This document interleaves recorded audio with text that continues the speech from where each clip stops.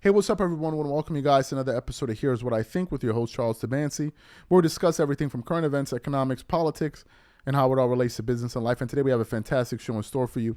But before we get into it, please make sure you like the video and subscribe to the channel. So, as you guys know, we're heading towards Christmas, which means that January is right around the corner, which means the new year is about to dawn upon us. And it means that we have a new president that's going to be going to the White House with Donald Trump, right? And Donald Trump made it back to the White House in a historic fashion, because the guy, they wrote him off so many times, and then somehow, some way, he found his way back into the White House. I mean, it must be the comeback story of the century. Like, I mean, unbelievable how Donald Trump did that, but it really speaks to his personal commitment to want to do it. Obviously, his support system, the people that supported him, they really believed in him, and he was able to tap in to people's emotions and really connect with them in a way that Kamala Harris clearly didn't. Hence the reason he won the presidential election. But anyway, beyond the fact that Donald Trump has won the election, he ran on some key issues. Some of them was immigration and some other things, but one of them was his economic plans, which centered around the idea of tariffs and tax cuts. As you guys know, he's proposing a tax cut on corporations from 21%, I believe where it currently stands, to 20%, right? So that's one thing. And we've been talking about the national debt and all of that, and competing against countries like China, or economies rather, like China, trying to find a way to curtail the situation taking place at the border with Mexico and some of his trade partners like Canada. And then Trump came out there and put forth a bit of a controversial proposal surrounding his idea for tariffs, where he wanted to put tariffs on everything across the board and put 100% tariffs on certain products or 20% tariffs on certain products. And that drew a lot of conversation, because some people out there were like, well, this is not going to work. This is going to have a detrimental impact. While others were like, no, this could work. You just have to understand what he's trying to accomplish by imposing these tariffs. So what we want to do is we want to play two clips from two separate schools of thought. We're going to play a short clip, about a 60-second clip or so, from an NBC and MSNBC, I think it's MSNBC analyst. And then we're going to play another one from a Fox News panel analyzing the Donald Trump tariffs, the plans that he has. And then we're going to come back and continue on the show. Take a listen to what these gentlemen have to say here. I'm going to talk tariffs, and this is the last time I'm talking about it for the rest of the week.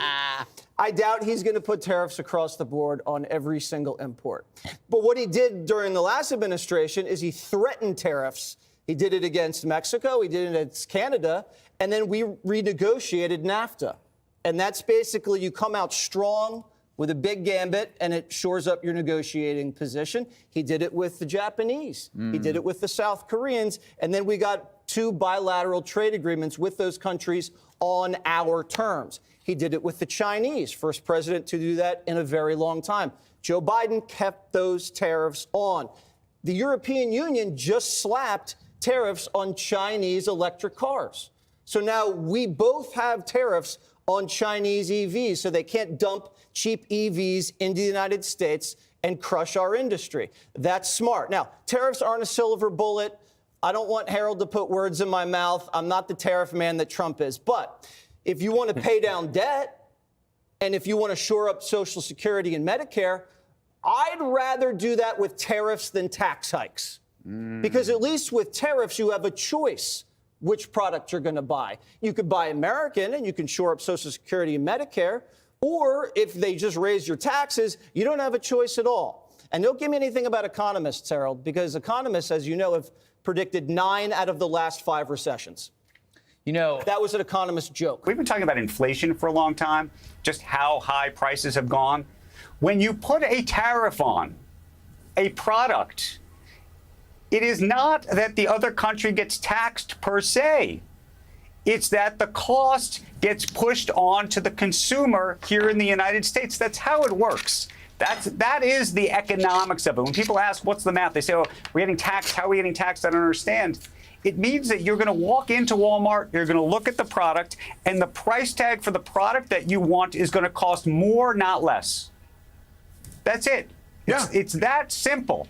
And how former President Trump can speak the way he does about what he thinks the tariff is going to do, the idea that it's going to tax the Chinese or it's going to tax, it's just not the reality of the situation. So you heard what they had to say. I wanted to give you guys both sides of the aisle so people don't say, oh, you're pro this or pro that, because there's always going to be that group there. So We have that. Now, Fox is saying that these tariffs may be good for American companies so that they can remain competitive against other goods that are being sold in the United States from other countries. Now, I think it's also important to point this out.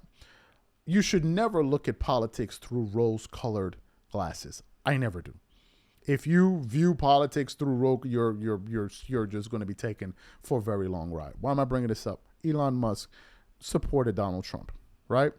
What you must know, whenever people throw support, especially very wealthy people throw support to a particular candidate, whether they're running for governor, senator, or president, they also have interest. And that particular candidate, depending upon the amount of money you donate to their campaign, they're going to feel beholden to you. So Elon Musk supporting Donald Trump, beyond the fact that he may believe in him, he also supported him because some of his economic policies will benefit his business.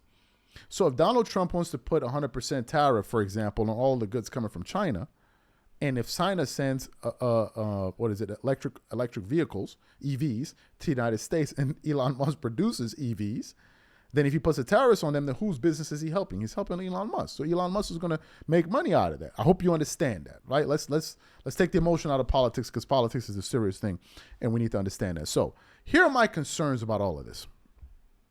Here are my concerns. Number one, Trump is trying to use tariffs as a way to grow revenue. All right. The problem is these tariffs are not a revenue generating tool.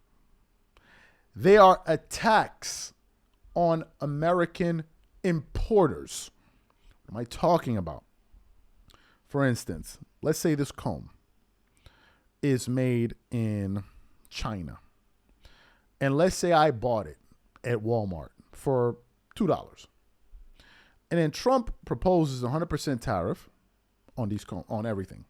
This comb goes from $2 to $4, right? Double the price.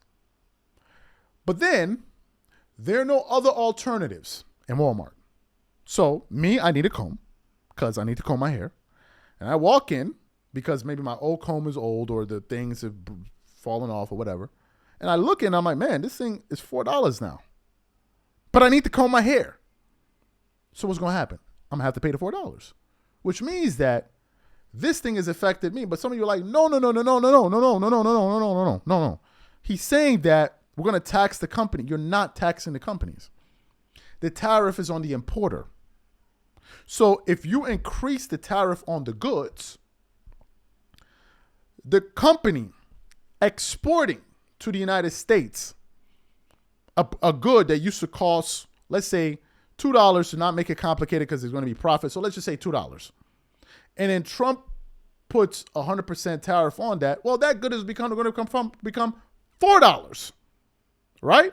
So the importer needs to sell something. They need to stock their shelves like a Walmart. So the importer is going to say, okay, fine. I'll pay. Me as the importer, I'll pay the $4, right? To get it through and get it to me. But then I'm going to pass the cost to the consumer, to me, who needs a comb. That's how you pay it. So who's paying the tariff? Is it the exporter or the importer? It's obviously the importer, which ultimately passes the cost to the consumer, which goes to my second concern, how this will affect consumers. And I just gave you an example of how the costs are going to be passed over to consumers. My third concern is this: retaliatory tariffs. Countries like China can also put tariffs on their products that are being American products that are being exported to China. These are called retaliatory tariffs, which could then in return affect the goods that are meant to be sold over there because it's going to be harder to sell them. And it may affect the revenue of businesses in the United States to do business across the world, especially if you're into manufacturing or whatever it is. Now, Trump has said that he's doing this as a way to discourage countries like Mexico, for example, who's one of their biggest trade partners, from sending over criminals and stop the flow of drugs into the United States. I understand that, but this may not work.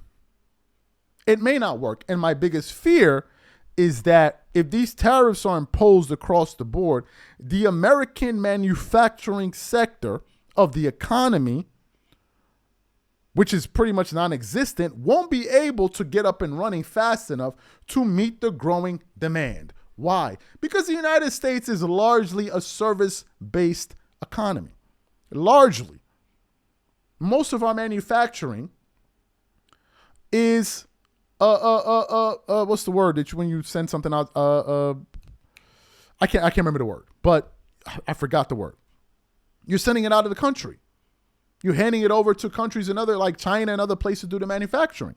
So if Trump does that, trying to encourage people in the United States, a company in the United States, to start manufacturing, and he's proposing a 15% corporate tax rate to manufacturers in the United States, that may be a good thing. The question is, though, does the United States have the infrastructure to meet their consumer demands? That's the problem. And this is why I am deeply concerned about this particular economic proposal, because they want to use it as a revenue generating tool. They don't really want to touch taxes, which I understand, but then I've heard them try to take it to the next level, which is, okay, not only we're not going to increase taxes, but we're looking at getting rid of income tax. Well, how in the world are you going to do that? Because we've already determined that tariffs is not a revenue generating practice. And when they're talking about they're collecting this money, they're collecting it from American companies that are paying to import it, unless you have foreign entities who are also doing business in the United States that pay taxes to the United States and then are also paying that tariff. Then yes. But is that enough? I don't know. You guys let me know what you think in the comments. We catch you on the next show. Peace.